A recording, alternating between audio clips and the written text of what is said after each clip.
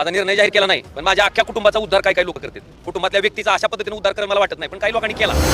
माझ्या निस्त्यात चर्चेनं जर मी 3 दिवसात इतका वाईट होत असेल तर खरंच इतका वाईट आहे का मी? दोन्ही पक्षाची भावना आहे, दोन्ही पक्षाचे कार्यकर्ते आहेत. मी हो का कोण मला सोबत यावं, कोण सोबत राहावं ह्याच्याबद्दल मी ठरवू शकत नाही. आता तुम्ही जर आलेत माझ्याबरोबर तर यायचं ठरविलं तर मला आले थांब ना बाबा, मी तुम्हाला म्हणू शकतो का की नाही ना तुम्ही यायचं नाही माझ्यासोबत?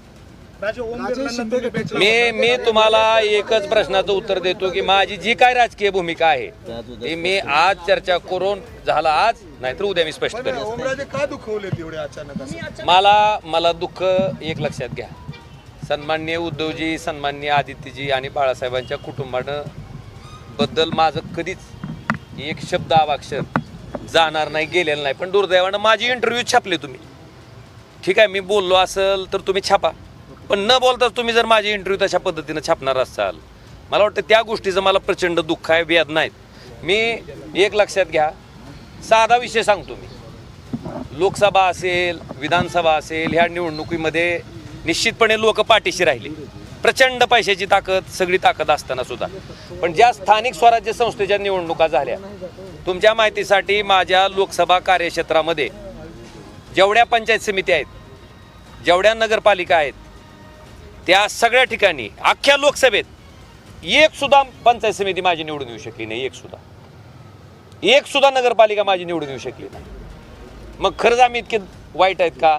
मी असेल, आमदार कैलास पाटील असतील, प्रवीण स्वामी असतील, सोपल साहेब असतील, आम्ही 24 तास लोकांसाठी देतो. तुम्ही लोकांना विचारा, मी म्हणतोय म्हणून माझ्या शब्दावर विश्वास ठेवू नका.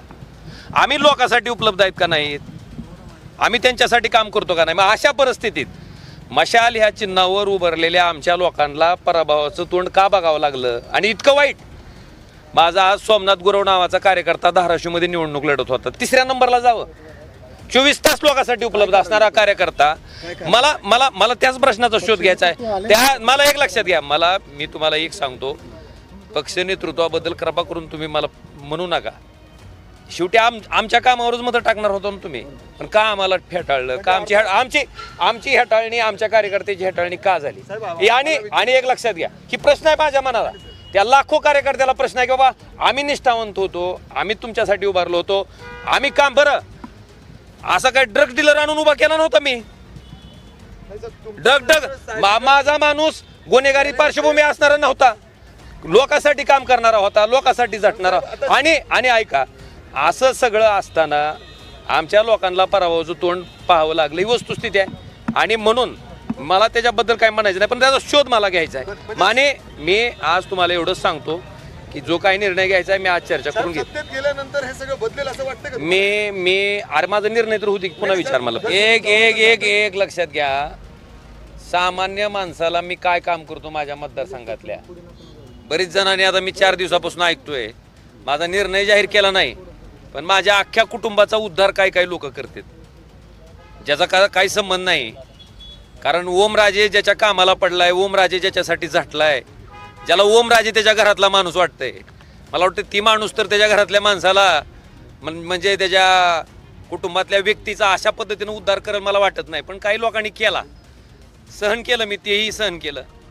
पण मला एवढंच म्हणायचं आहे की ह्या राजकीय प्रक्रियेमध्ये माझ्या कुटुंबानं नेमकं तुमचं काय वाटोळं केलंय? माझ्या कुटुंबातल्या कुठल्या व्यक्तीनं तुम्हाला त्रास दिलाय? बरं, माझ्या निस्त्यात चर्चेनं जर मी 3 दिवसात इतका वाईट होत असेल तर खरंच इतका वाईट आहे का मी? बरं, रील स्टार म्हणून माझी ही नवनी करते आहेत. रील स्टार असलेल्या माणसाला लोक मतं टाकतात का?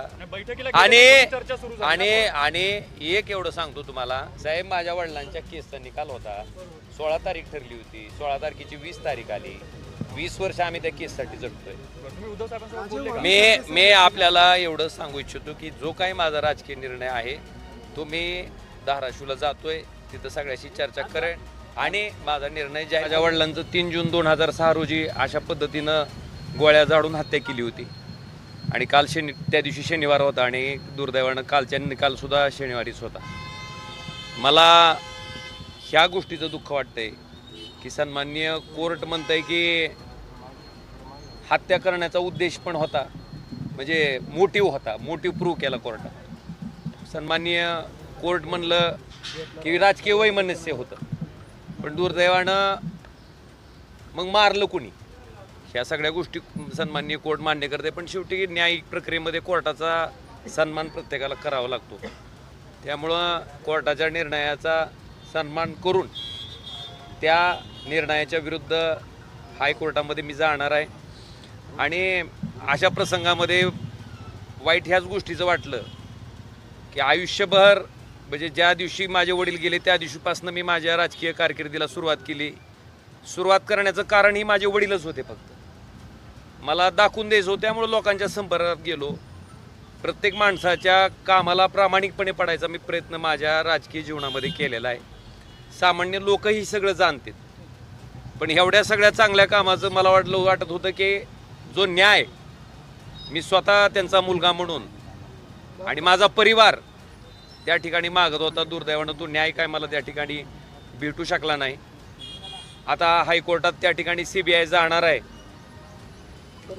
CBI हायकोर्टात गेल्याच्या नंतर त्या ठिकाणी ज्या कोर्टातल्या सगळ्या गोष्टी तपासातल्या समोर आल्यात खालच्या ट्रायल कोर्टामध्ये, त्याच्या बाबतीत ह्या निर्णयाच्या विरुद्ध त्या ठिकाणी आम्ही दाद मागणार आहेत. अपेक्षा इतकीच आहे की त्या तपासाचा CBIनं जो तपास केला त्या तपासाचा सगळा अँगल बघून त्या ठिकाणी हायकोर्टानं न्याय द्यावा. एक लक्षात घ्या, माझ्या आयुष्यात माझ्या राजकारणाची सुरुवात, माझ्या राजकीय जीवनाची सुरुवात करण्यामागचं कारण ही माझ्या वडिलांची हत्या होती, ती राजकीय होती. आणि ह्या जन्मात तरी त्या माणसाचं राजकारण साध्य होऊ द्यायचं नाही. त्यांना दाखवून द्यायचं की एका माणसाला मारल्यामुळं त्या ठिकाणी तुमचा राजकीय विरोधक संपत नसतो, तितक्याच ताकदीनं राजकीय विरोधक तयार होत असतो. ह्या एकमेव भावनेतनं मी त्या ठिकाणी राजकारणात आलोय. आणि हे मी आज सांगतोय असं ना, मी हे वारंवार सांगितलंय. आणि मग त्याच्यासाठी सामान्य माणसाच्या संपर्कात आलो. आज सामान्य माणसानं मला आज इथपर्यंत पोचवलंय. त्याच्यामुळं निश्चितपणे त्या माणसाचा मला वाटतं पहिला अधिकार आहे. तर त्यांच्याशी चर्चा करून मला जो काही राजकीय निर्णय ठरवायचा तो ठरवेल.